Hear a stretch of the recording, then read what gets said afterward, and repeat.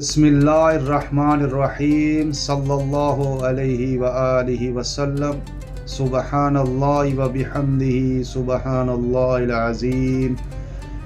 آپ صلی اللہ علیہ وآلہ وسلم نے فرمایا کہ پہلی امت کے 3 آدمی کہیں سفر پر جا رہے تھے۔ رات ہونے پر رات گزارنے کے لیے انہوں نے ایک پہاڑ کے غار میں پناہ لی اور اس میں اندر داخل ہو گئے۔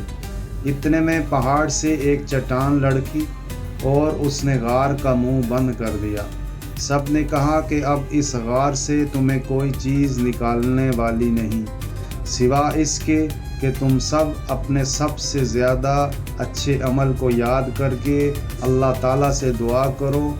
اس پر ان میں سے ایک شخص نے اپنی دعا شروع کی کہ اے اللہ، میرے ماں باپ بوڑھے تھے اور میں روزانہ ان سے پہلے گھر میں کسی کو بھی دودھ نہیں پلاتا تھا، نہ اپنے بال بچوں کو اور نہ اپنے غلام وغیرہ کو۔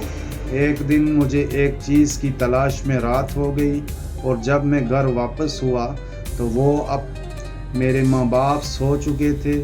پھر میں نے ان کے لیے شام کا دودھ نکالا، جب ان کے پاس لایا تو وہ سوئے ہوئے تھے۔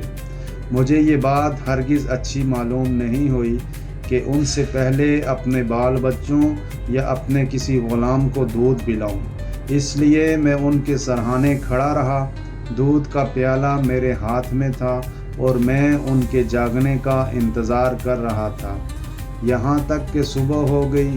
اب میرے ماں باپ جاگے اور انہوں نے اپنا شام کا دودھ اس وقت پیا۔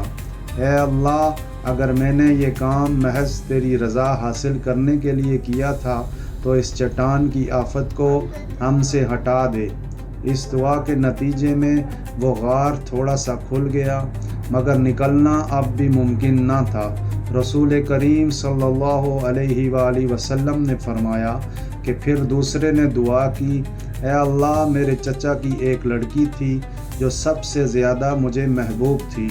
میں نے اس کے ساتھ برا کام کرنا چاہا لیکن اس نے نہ مانا۔ اسی زمانے میں 1 سال قحط پڑا تو وہ میرے پاس آئی۔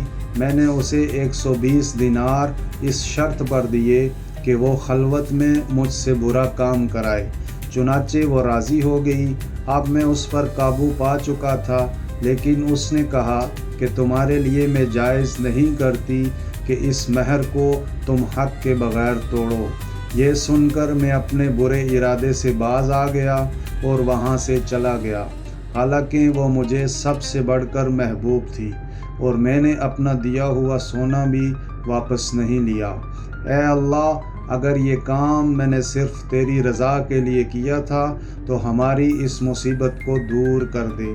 چنانچہ چٹان ذرا سی اور کھسکی، لیکن اب بھی اس سے باہر نہیں نکلا جا سکتا تھا۔ نبی کریم صلی اللہ علیہ وآلہ وسلم نے فرمایا اور تیسرے شخص نے دعا کی، اے اللہ، میں نے چند مزدور کیے تھے، پھر سب کو ان کی مزدوری پوری دے دی، مگر ایک مزدور ایسا نکلا کہ وہ اپنی مزدوری ہی چھوڑ گیا۔ میں نے اس کی مزدوری کو کاروبار میں لگا دیا اور بہت کچھ نفع حاصل ہو گیا۔ پھر کچھ دنوں کے بعد وہی مزدور میرے پاس آیا اور کہنے لگا، اللہ کے بندے، مجھے میری مزدوری دے دے۔ میں نے کہا، یہ جو کچھ تو دیکھ رہا ہے، اونٹ، گائے، بکری اور غلام، یہ سب تمہاری مزدوری ہی ہے۔ وہ کہنے لگا، اللہ کے بندے، مجھ سے مذاق نہ کر۔ میں نے کہا، میں مذاق نہیں کرتا۔